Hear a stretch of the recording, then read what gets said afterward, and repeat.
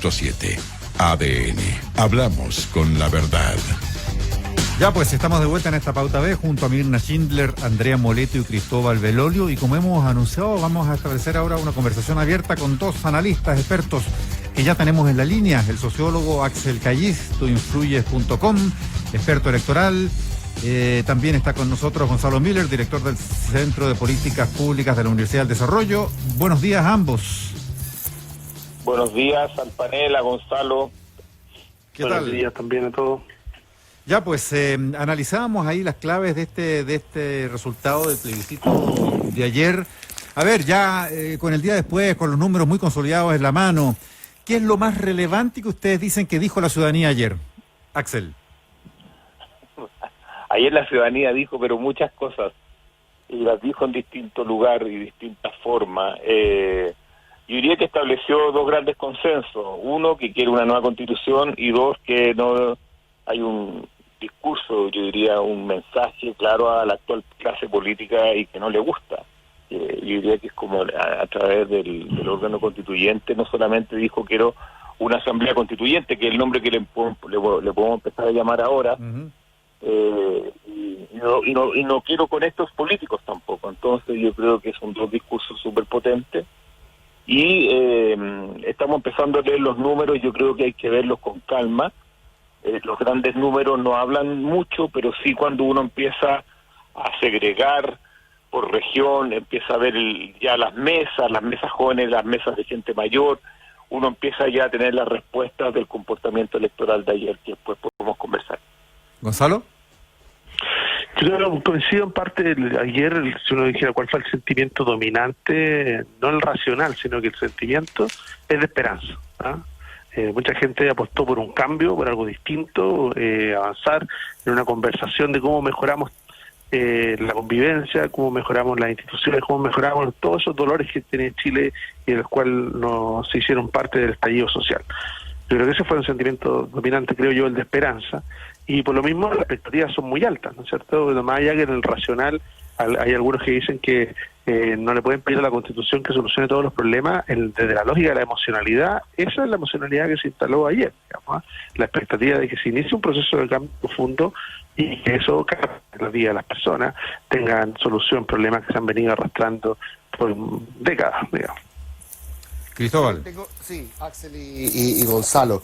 Es interesante la lectura de que ayer no fue necesariamente el clásico clivaje izquierda-derecha el que se habría desplegado en el resultado, sino más bien un clivaje distinto que tiene que ver con rechazar una rebelión contra ciertas élites que parece que están parapetadas en tres comunas, contra la distribución del poder, contra el legado de Pinochet, ¿cierto? Hay muchas interpretaciones, pero no todas calzan necesariamente con lo que podríamos llamar izquierda-derecha. Pero aún así, evidentemente, hubo grupos de derecha que dijeron, no, aquí es importante quedarse en el rechazo porque este es un juicio contra los últimos 30 años de la historia de Chile, que son años inspirados por ideas de derecha. Y en la izquierda hemos visto algunos, incluso como Álvaro Elizalde, diciendo que prácticamente todo el apruebo tiene que competir juntos en la próxima constituyente. Un poco yo creo que ignorando que hay apruebos con colores ideológicos diferentes, por así decirlo.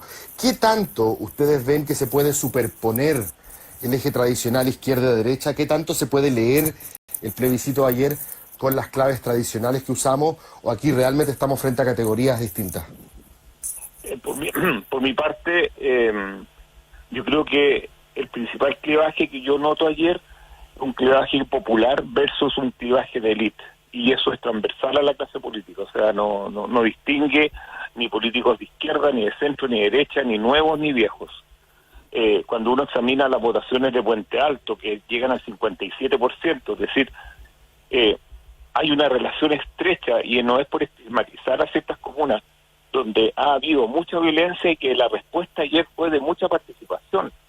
Chile hoy es mucho más igualitario en términos de participación democrática que lo que fue para la segunda vuelta o la primera vuelta presidencial. Es decir, Vitacura y Puente Alto, que antes eran una proporción de 3-1, hoy en día están mucho más parejos porque habló gente que normalmente no había participado. Y esas personas aprobaron, se mostraron por la Convención Constitucional y mandaron una señal. Ellos quieren participar.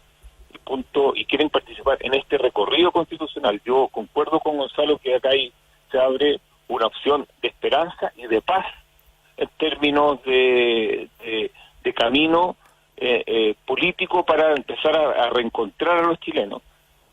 Pero yo creo que hay un déficit porque no están entendiendo nada la clase política, porque ayer hubo intentos de presidencializar el plebiscito, hubo intentos de tratar de capturar el apruebo y homologándolo a posiciones más bien ideológicas. Yo creo que fue una voz lo que vimos ayer, de decir, no queremos esta nueva constitución, queremos otro Chile, queremos otro trato, queremos que esto se resetee y que exista mayor igualdad entre uno y otro. Y es preocupante también lo de las 3 comunas, es decir, se produce casi un efecto de feudalismo, que es 3 comunas contra todo Chile. Entonces ahí es distinto, porque ni siquiera la votación de Piñera fue tan concentrada como lo que sucedió ayer entre la apruebo y el rechazo. Ahora sí fuera un poquito normal de repente que aquellos que en teoría tienen más que perder defiendan el statu quo, y uno podría decir que también es razonable que aquellos que tienen menos que defender, mucho que ganar, digamos, tengan rabia contra el statu quo y justamente busquen cambiarlo, ¿no? O sea, como que pareciera que desde ese punto de vista tiene cierto sentido que la élite que se parapeta, por así decirlo, en esas 3 comunas, estoy hablando de política, económica, cultural, educacional, haya rechazado bajo esa clave, ¿cierto? Sí, claro, es mucho más social que, o sea, es una respuesta a la antigua, voy a decirlo, como algo que uno creía ya superado, pero una respuesta de clase ante un desafío político y democrático. Entonces eso es preocupante, que uno no observe que se haya licuado o se haya aparecido expresiones del rechazo a nivel de otras comunas y de otras regiones. Y evidentemente en términos de participación, ojalá que podamos conversar de eso, hay una mezcla entre moderación y pandemia que se dio en el sur que impidió que mucha gente participara. Sí, Gonzalo Müller, acabamos de conversar con Pablo Longueira y él dice que para él la transición terminó ayer. ¿Qué opinas tú? Bueno, desde la lógica de que esa es una frase que se ha usado en repetidas oportunidades frente a distintos momentos, ¿ah? Uno lo va recordando cuando hubo el primer presidente socialista desde el regreso a la democracia, también terminaba la transición, cuando tuvimos la primera presidenta mujer, terminaba la transición, y la verdad que parece que nosotros vivimos una transición permanente, ¿ah? Y porque muchas personas se codifican es que la transición significa que todavía no estamos como estamos y queremos avanzar, es una situación distinta o mejor eventualmente, y eso es lo que nos ha impulsado uno mira las últimas 6 elecciones han tenido esa connotación casi. Claro, pero desde el punto de vista simbólico, perdona Gonzalo, desde el punto de vista simbólico, el hecho de que se termine con una constitución que fue redactada más allá de las reformas, pero una constitución cuyo origen está en la dictadura de Pinochet. Entonces te pregunto, de alguna manera, en lo simbólico, ¿tiene sentido lo que dice Pablo Longueira? No, pues es una oportunidad más donde se usa esa frase, y claro, y siempre se ha argumentado, digamos, una lógica para poder justificar la frase. Ahora hay que lograr que esa frase sea real, ¿no? Porque finalmente lo que vemos es que seguimos en lógicas de transición. Ese es mi punto, o sea que ninguno de los eventos anteriores, quizás en la magnitud que tiene, pudiera llegar a lograrlo, pero seguimos funcionando en lógicas de transición, y eso es la inercia de eso, es lo que ha hecho que sigamos conversando, se sigue utilizando esa frase, pero cada vez menos, ¿eh? Yo creo que se utiliza mucho más en un grupo, por decirlo así, en aquellos que fueron protagonistas más de esa transición, de la primera transición, que en los grupos más jóvenes o los liderazgos más jóvenes están en una lógica un poco distinta. Lo que sí, yo creo, hay 2 claves que me quedo dando vuelta a lo que decía Cristóbal, y yo creo que sí hay un punto ahí que aquel que quiera leer esto con los anteojos de izquierda a derecha se puede equivocar mucho, ¿ah? Yo creo que en eso hay 2 claves que lo revelan. Primero, está el hecho de que prácticamente algo que se notó muy al principio, que lo notaron algunos liderazgos al interior de Chile Vamos, es que la votación se había dividido ya muy tempranamente en noviembre, en diciembre, en 2 mitades. O sea, no solamente el gabinete de ministros estaba dividido en dos mitades, sino que la votación en general de Chile Vamos estaba dividida en dos mitades. Y obviamente que la mitad que se movió, además, tiene ese componente popular del que conversaba Axel recién, o sea, tiene ese componente y cuando uno va revisando la votación de la derecha, donde más retrocede es en el mundo popular. Bajo esa lógica, uno dice, bueno, pero yo vuelvo a insistir en un punto, el mensaje es de esperanza, es de cambio, es de mejora, y tiene que ver, sigue teniendo que ver mucho cómo vamos a tener mejores pensiones, cómo vamos a tener mejor educación, cómo vamos a tener mejor salud, cómo avanzamos hacia eso.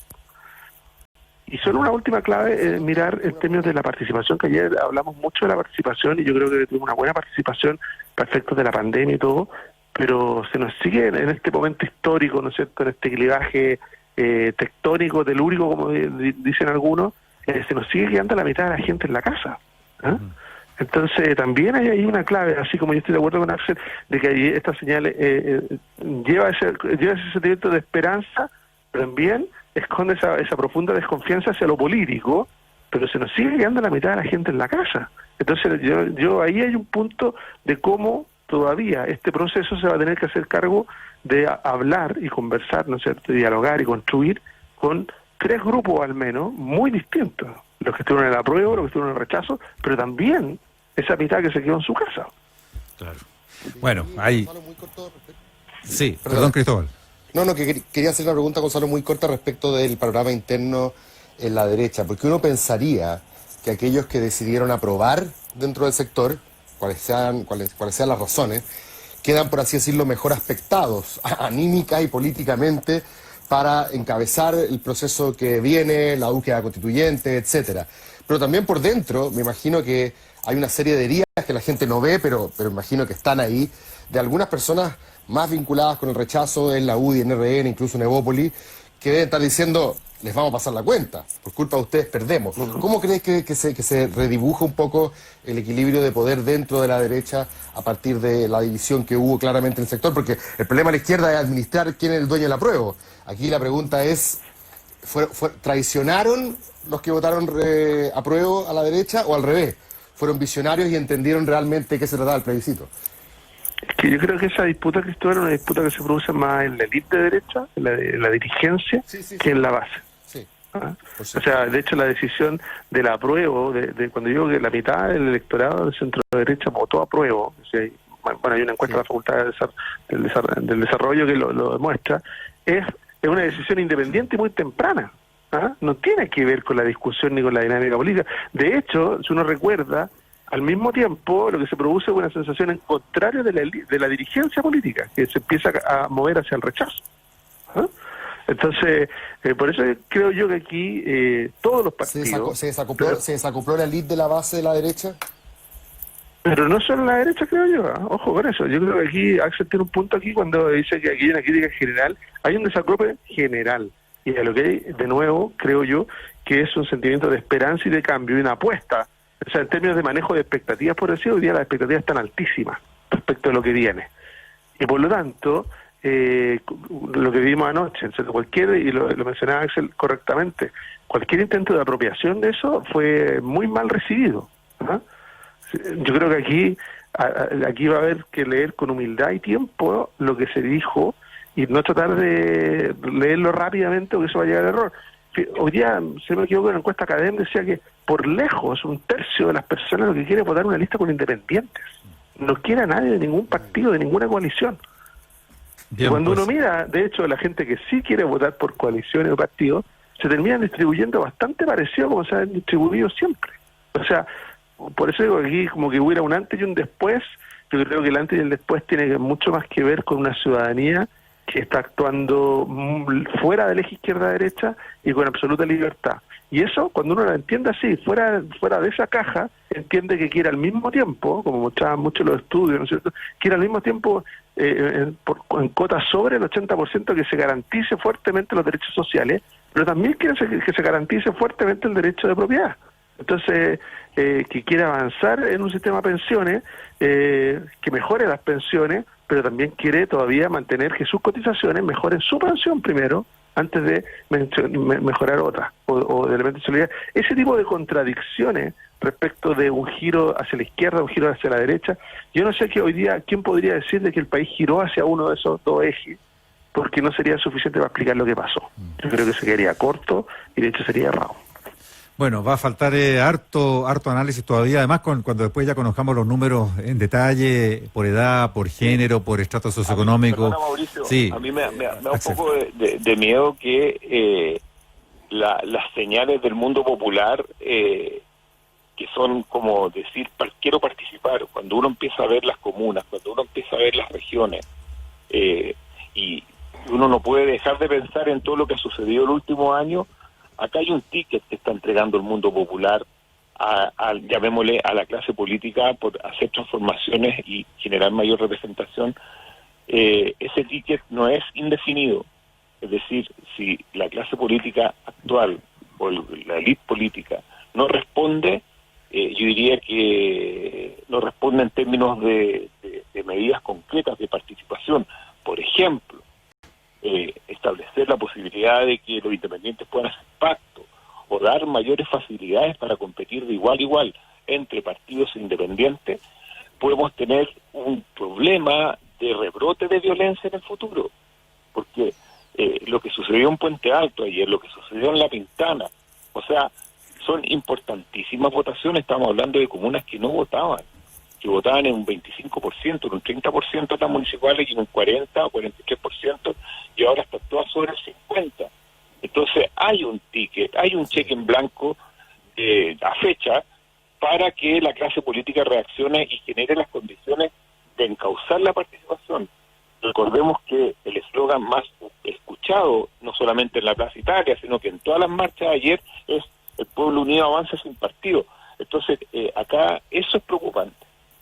Y es una de las cosas que a mí me genera mayor temor de que entramos en una fase de camino que nos podría llevar a una paz y a una estabilidad de mayor contundencia, pero que la élite política, el sistema político, los parlamentarios no estén a la altura para poder transformar esa energía, esa demanda en causarla en un cauce institucional y democrático. Nos deja con hartas inquietudes también Axel Callis. Queremos agradecer a Gonzalo Miller, Axel Callis, por compartir estos análisis hasta ahora. Axel...